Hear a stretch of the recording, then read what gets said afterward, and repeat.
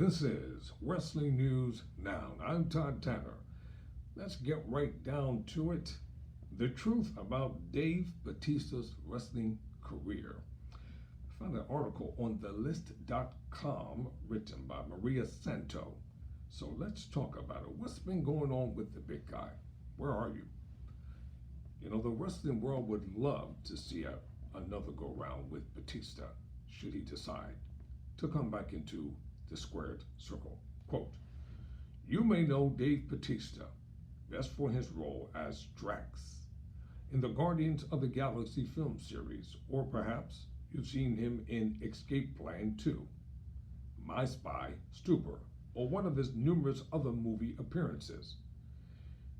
Before the big man turned to acting, however, he made good use of his impressive statures. He's 6'6" and weighs in at 290 pounds, according to WWE in the squared circle. Bautista, by all counts, didn't have an easy go of it in his early career. Growing up on the mean streets of somewhere in the Washington metropolitan area, while WWE claims his birthplace as the nation's capital, Sportskeeda says he was actually born in the burbs, and Arlington Magazine claims him as a hometown hero.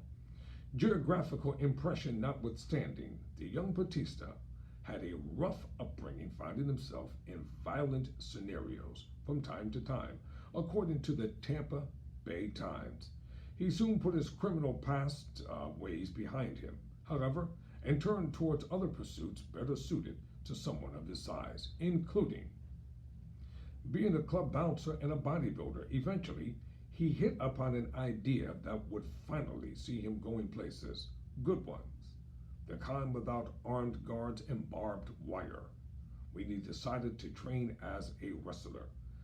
Dave Bautista's first attempt to make it in the world of wrestling saw him trying out at WCE's power plant training facility, but according to an interview he did on Live with Kelly and Ryan, things didn't go too well for him there as he admitted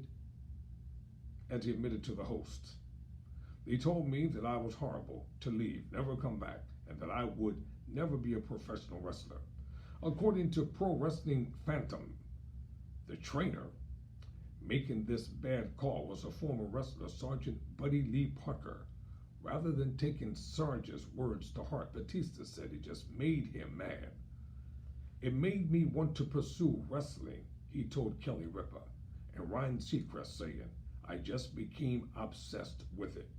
The big man's next move was to hit up the World Wrestling Federation, or WWE's predecessor, and they sent Bautista to the Wild Samoan Training Center in Allentown, Pennsylvania, via WWE.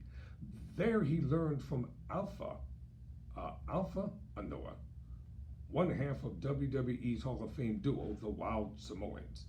After learning the ropes and the turnbuckles, aprons, and canvas from Alpha Anoa, Dave Bautista was ready to make his 1997 debut on the indie circuit with Ohio Valley Wrestling,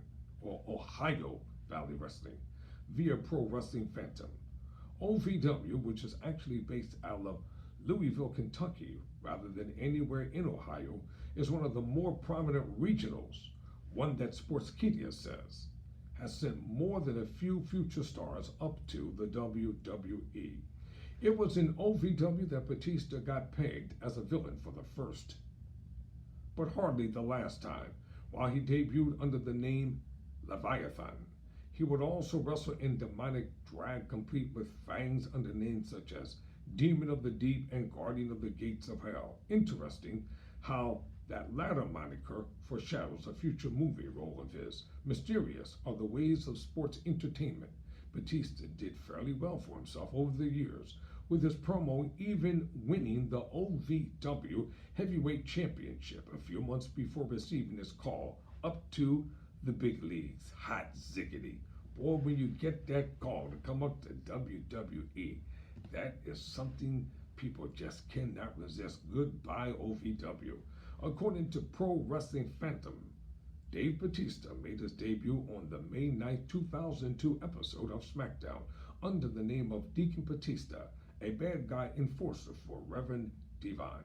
Together, the two tag teamed against Farouk and Randy Orton and got the win, a situation that continued over the next few weeks as Orton unsuccessfully challenged the duo with a variety of partners. Bautista and Devon eventually split up, however, but early in 2003, Bautista got an even better gig. He joined forces with Triple H, Ric Flair, and Orton to form the stable of heels known as Evolution. Sound familiar, but under a different name. By year's end, all members of Evolution would hold all of the men's titles. Orton was the WWE Intercontinental Champion, Triple H, the World Heavyweight Champion, and Flair and Bautista were the World Tag Team Champions. Over the course of 2004, though things kind of went downhill a bit for the team, and Triple H in particular began to see Bautista as a threat to his own advancement within the WWE organization. The last straw may have come when his adjuster Bautista not entered the 2005 Royal Rumble. Advice Bautista ignored and went on to win the event. This won him the chance to take on the champion of his choosing at that year's WrestleMania, and he chose to take on Triple H, thus effectively breaking up the band. Dave Bautista's 2005 defeat of Triple H was the first of his 6 World Heavyweight Championships. Excuse me. This is real life, and this is real time. Dave Bautista's 2005 defeat of Triple H was the first of his 6 World Heavyweight Championships, and WWE reports that the 282 days he held the title set a record for the longest single World Heavyweight Championship reign. Later in 2005, Bautista became the first ever wrestler to defeat Triple H in a Hell in a Cell match. Then teamed up with new partner Rey Mysterio to win the WWE Tag Team Championship once again. Over the next few years, Bautista's successes would continue to mount up, with him defeating such notable opponents as The Undertaker, John Cena, and rival turned ally turned rival once more Randy Orton. By 2010, however, Bautista had eventually grown unhappy with the direction WWE was heading, although he wasn't too specific about what it was he didn't like.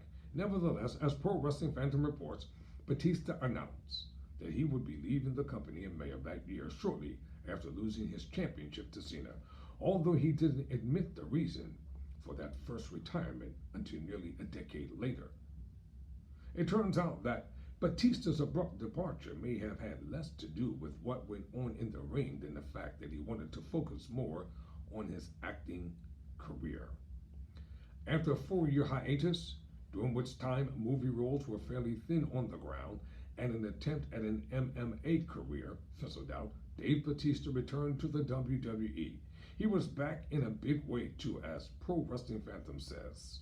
He won the Royal Rumble in January of that year. Bautista even reunited with Evolution to take on The Shield, a dynamic trio made up of Roman Reigns, Seth Rollins, and Dean Ambrose. By June, however, Bautista was once again out of WWE for a variety of reasons, ranging from his commitment to promote Guardians of the Galaxy to his lack of fan support via Sportskeeda. He did return once more in 2018, reuniting yet again with Evolution for the 1000th episode of SmackDown.